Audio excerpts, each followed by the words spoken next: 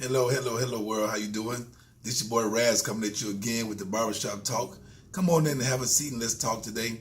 It's been a minute since I put out something, but the subject has to be timely and also quality. So um, excuse the delay, but as always, we have a quality subject. So we've been having a fun subject lately about in the barbershop about drawing the line with people.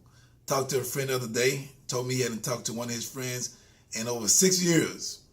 And he said he drew the line. So drawing the line is being done with somebody. So if you've been drawing the line, if you drew the line, what is your line? What the one thing can make you be done with somebody forever? Forever is a long time. But if you're done with somebody, what makes you draw the line? I'm not talking about big things or certain things like cheating or being abused or being assaulted and stuff like that. You should draw the line on things like that. But he drew the line because this person owed him $25 2 times in a row and didn't pay him. He drew the line. And I told him, I thought you were a devout Christian. So here we go again. Talking about religion, talking about life, talking about standards. But the standard is supposed to be as a Christian when you ask, as in the book of Matthew talks about, forgiveness. There was a man who asked how many times should you forgive someone? He asked Jesus. But Jesus said, you don't forgive 7 times, but 70 times 7. So I was telling him, how could $25 or a few dollars or money make you draw the line? I was like, wow, it don't take much to draw that line. Then I started evaluating myself. What makes me draw the line? It usually takes a lot for me to draw the line with someone. But I realized after examining myself, I have drawn the line with some people for some pretty small things. And I have to go and reevaluate myself on what made me draw the line. And was it worth drawing the line? So some people's line are thick. Some people have thin lines. We all know there's a thin line between love and hate. But my question today is, what's your line? I've heard some great examples of people drawing the line. I heard an example of people drawing the line or not drawing the line. But the great example of people not drawing the line were those people who got murdered and then they go to the people's house who murdered their kid and feed the family. Or they go and say, I don't have anything against that family. Or I go hear people say that they're going to pray for that family who murdered, molested, assaulted, or stole from them. Those are people that have real thick lines. Then I hear people who say they drew the line. Somebody owed them $25. Somebody talked to them the wrong way. I got friends who told me if somebody look at them the wrong way, they done with some people. So what's your line? What makes you done with a person? If you're on a spiritual level, I don't know if your line can be so thin. Because Jesus said in the book of Matthew, he said you have to forgive 70 times 7. And then for the people that believe in karma, then they know that karma, life is a circle. So if you draw the line, then will somebody draw the line on you the same way real soon?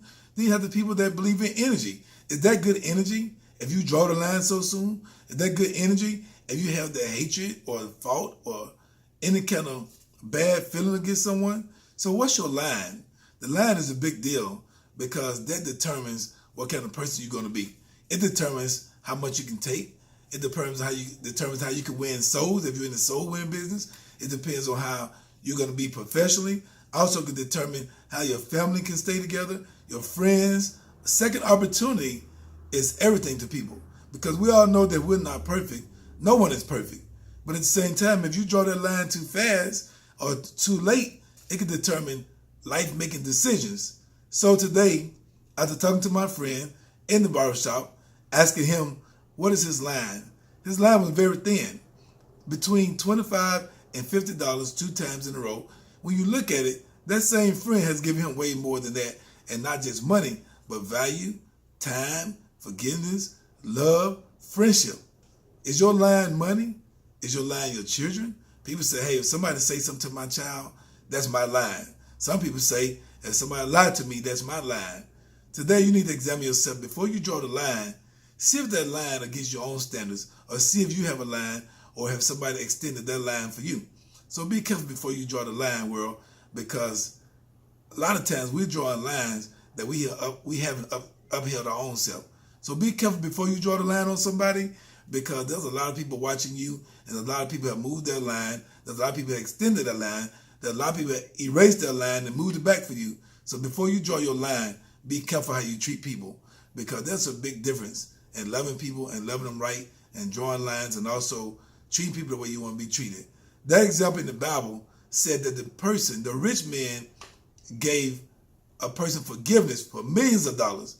And that same poor person came back and then forgive another person for owing them just a few dollars. Is your line the same thin line? Or are you the kind of person that has the same two-faced line? Or do you have a real line? So before you judge somebody, before you draw your line, be careful, because someone may be extending your line.